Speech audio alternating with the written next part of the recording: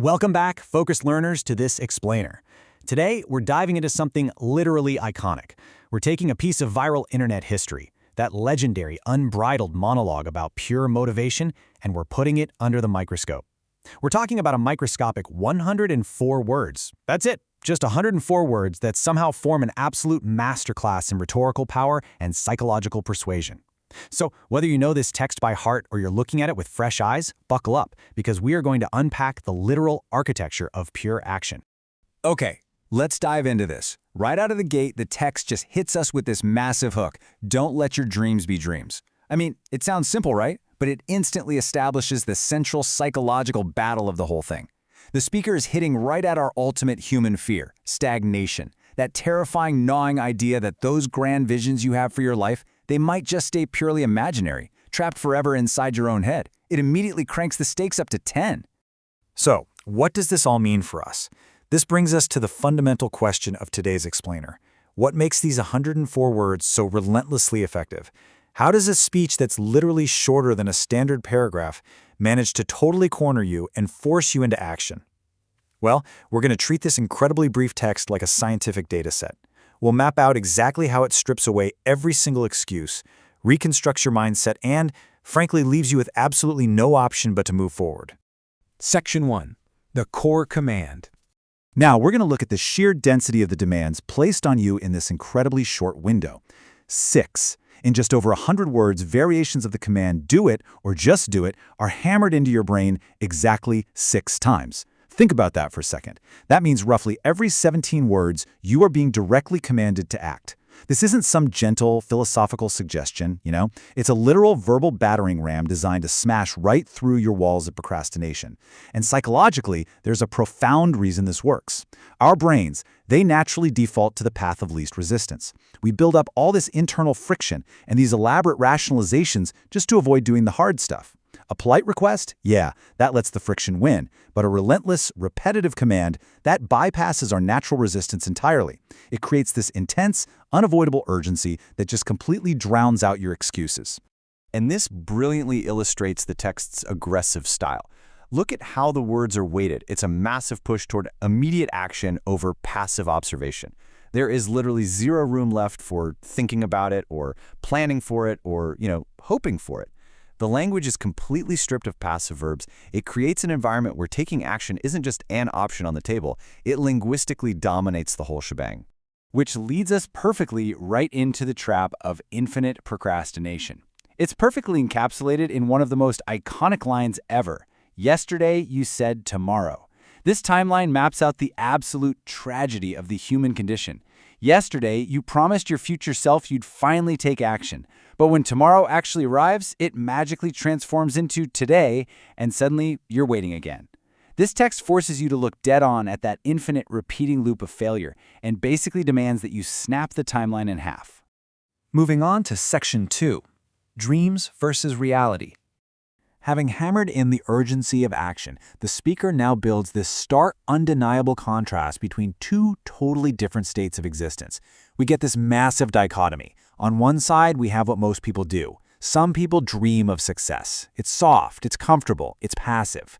But then, bam, the text jolts us awake with sharp, aggressive action while you're going to wake up and work hard at it. Did you feel that shift? The text demands that we physically transition from that unconscious, cozy state of dreaming into the harsh, demanding reality of actual physical labor.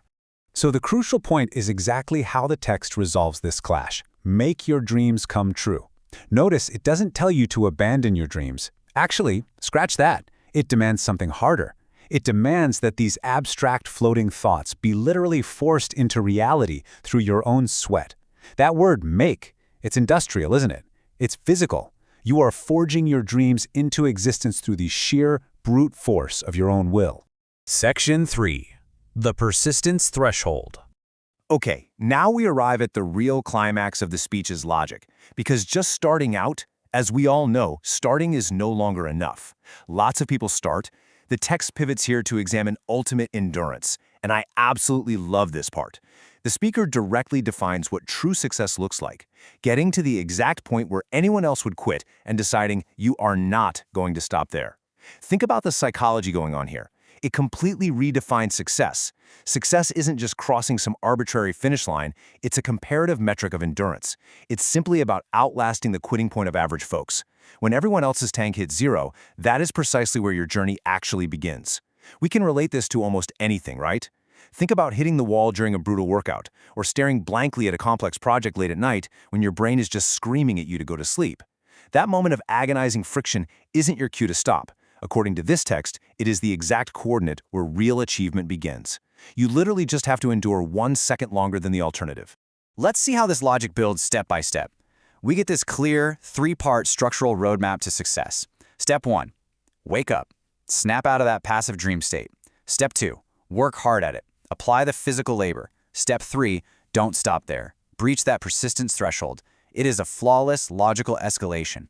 The speaker is winding you up tighter and tighter, taking you from the bare minimum requirement of being conscious all the way to an absolute, unbreakable refusal to quit. And because of that brilliant escalation we just walked through, when the speaker drops this huge, absolute statement, nothing is impossible, it doesn't feel like some cheap motivational cliché. It feels entirely achievable. Why? Because the text literally just handed us the mathematical formula for making it happen. If you never stop working, and you push past the exact point where literally everyone else gives up, then logically, the very concept of impossible just ceases to exist. Which brings us to section 4, the final ultimatum. The speaker has built the logic, handed over the roadmap, and utterly destroyed the excuses. Now, the text concludes by psychologically cornering you, leaving absolutely zero room for escape. And this brilliantly illustrates the inescapable cause and effect logic of the phrase, if you're tired of starting over, stop giving up. I mean, the problem we all hate is starting over, right? But what's the actual root cause? Giving up. Therefore, the only logical solution to cure the pain of starting over is to just do it and push through. It traps you in your own logic. If you hate failing, you have to stop quitting. It is beautifully brutal.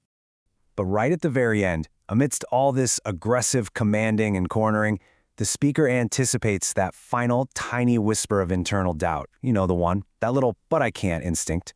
And the text immediately crushes it with 3 simple words. Yes, you can. It's a definitive affirmation. It totally seals the exits. You have the plan, you know the stakes, and the text has just explicitly revoked your permission to ever doubt your own capability. Let's summarize the intense logical arguments we've uncovered in this explainer. Because this isn't just hype, it's a finely tuned, interconnected weapon against hesitation. Dreams, they require waking up and doing the labor. That endless timeline of procrastination has to be broken, because yesterday's tomorrow is right now. True success is simply outlasting the quitting point of everyone else. And finally, the only way to cure the absolute agony of constantly starting over is to stop giving up. We've broken down the data. We've mapped out the psychological tactics of these 104 words. The logic is flawless, and every single excuse has been systematically dismantled. So I'm going to leave you with the only question that actually matters, taken directly from the text itself. What are you waiting for?